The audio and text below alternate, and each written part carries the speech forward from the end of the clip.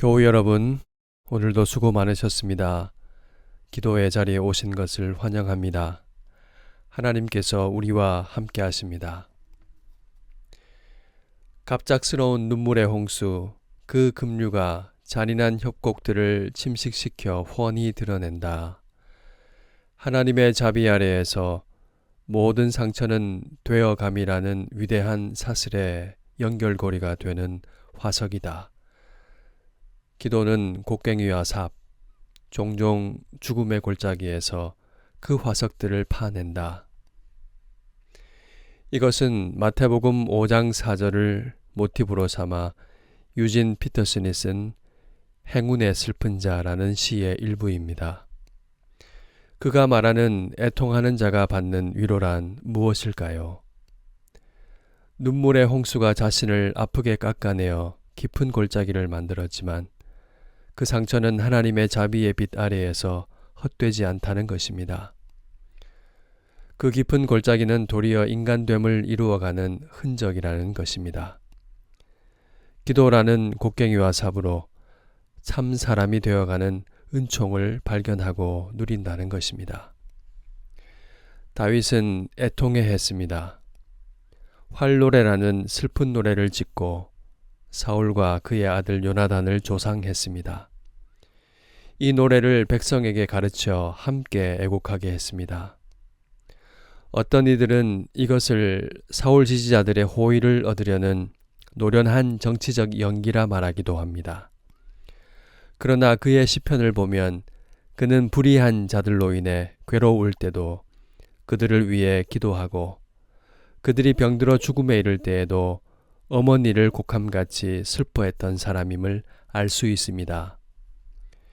이는 그가 하나님께서 다스리시며 자신을 정의롭게 판단해 주실 것을 믿었기 때문입니다. 다윗에게 두 용사의 죽음은 영광의 상실이며 백성 전체의 상처이자 슬픔이었습니다. 다윗은 공동체의 상처를 먼저 끌어안고 전체의 슬픔으로 승화시켰습니다. 그는 자신을 향해 던져졌던 사울의 창이나 고통스러운 광야 생활을 단 한 줄도 이 노래에 담지 않았습니다. 만약 그랬다면 이 노래는 순수한 애가가 아니라 용비어천가가 되었을 것입니다. 다윗은 사울의 죽음을 자기 의로움을 위해 사용하지 않았습니다. 뿐만 아니라 다윗은 사울을 향해 생전에 사랑스럽고 아름다운 자였으며 독수리보다 빠르고 사자보다 강하였다고 칭송합니다. 과연 그랬습니까? 사울의 칼은 다윗을 겨누었습니다. 신접한 여인을 찾을 만큼 약해졌습니다. 그럼에도 다윗은 그가 왕으로서 가져다 준 평안을 기억하라고 백성에게 권고합니다.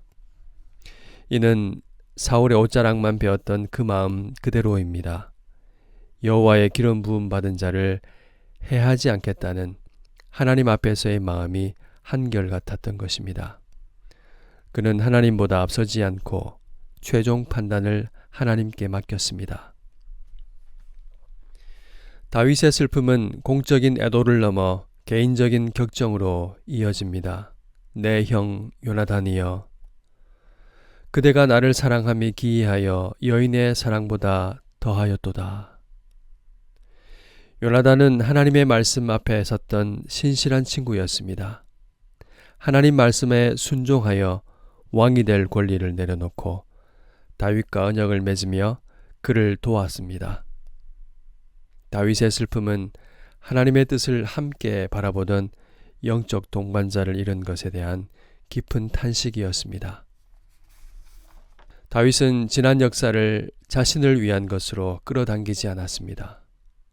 사울과 요나단을 칭송하고 순수하게 애도했습니다. 하나님의 주권 아래에서 지난 세월을 해석하고 마무리했습니다. 이로써 백성을 올바른 길로 이끌었습니다.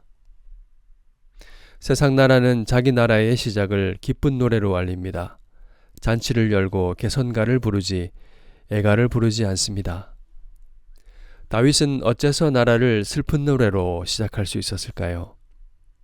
하나님의 자비로운 손안에 놓인 고난과 눈물이 그를 만든 것입니다. 광야에서 하나님께 피하며 그분의 선하심을 맛보았기 때문입니다. 눈물의 홍수가 자신을 침식하여 깊은 계곡을 만들었지만 그 가운데서 하나님께 맡길 줄 아는 사람으로 빚어진 것입니다. 여기에 슬픔과 탄식의 진정한 의미가 있습니다. 탄식은 누가 할까요? 주님의 약속을 믿고 끝까지 붙드는 사람이 합니다. 주님의 약속을 믿는데 고통스러운 현실이 변하지 않아서 감당이 안 되어 우는 사람이 애통한 사람입니다. 함께 하신다 약속하신 하나님을 울며 찾는 사람이 탄식합니다. 그 사람은 눈물로 마음의 계곡이 깊어집니다. 어떤 넘치는 물도 담아냅니다. 상처 입은 치유자가 됩니다. 주님도 예루살렘을 보시고 우셨습니다. 그날은 예루살렘에 입성하시던 날이었습니다. 사람들은 왕이 오셨다고 호산나 찬송을 부르며 환영했습니다.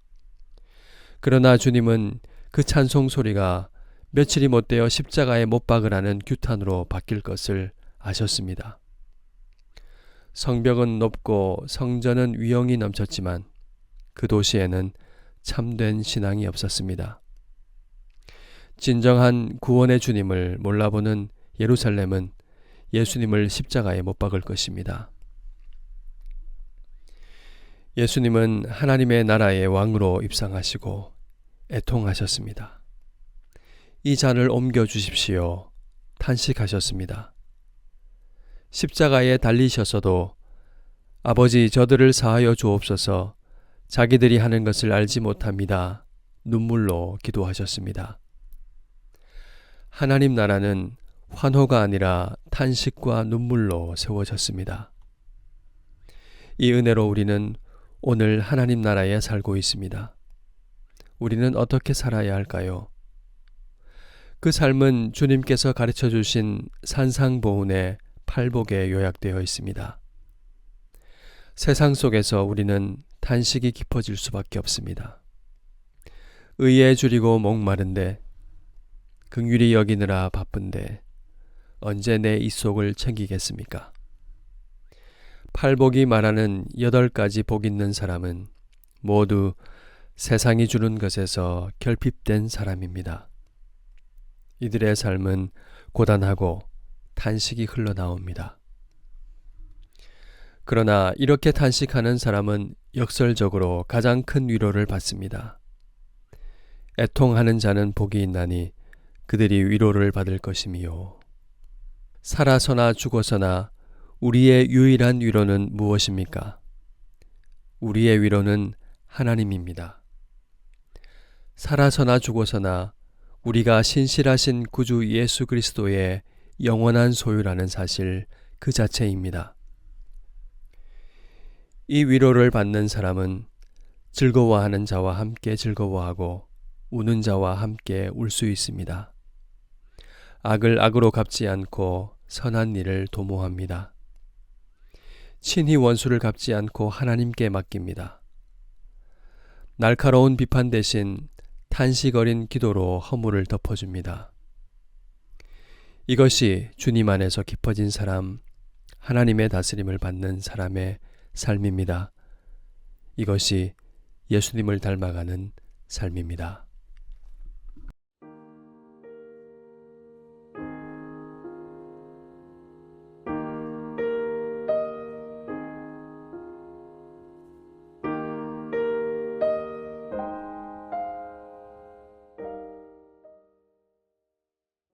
말씀을 생각하며 우리 함께 기도하겠습니다.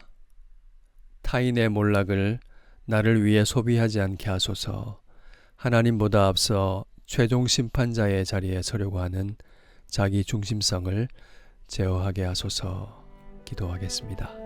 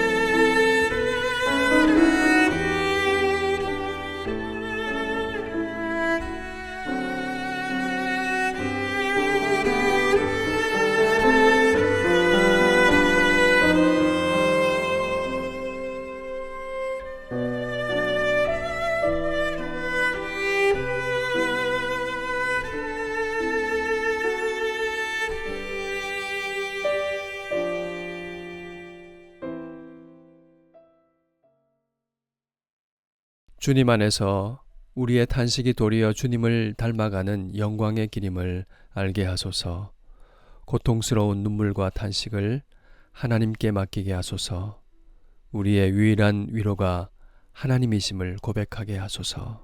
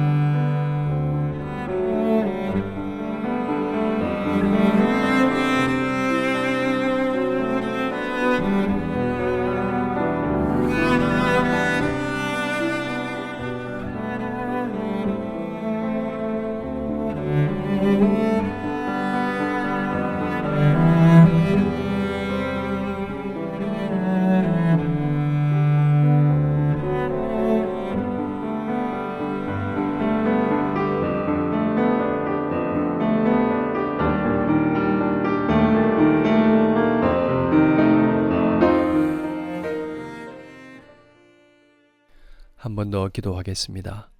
원수를 위해 기도하신 주님의 마음을 깊이 묵상하고 배우게 하소서. 탄식의 기도가 깊어져 이웃을 품는 사람이 되게 하소서.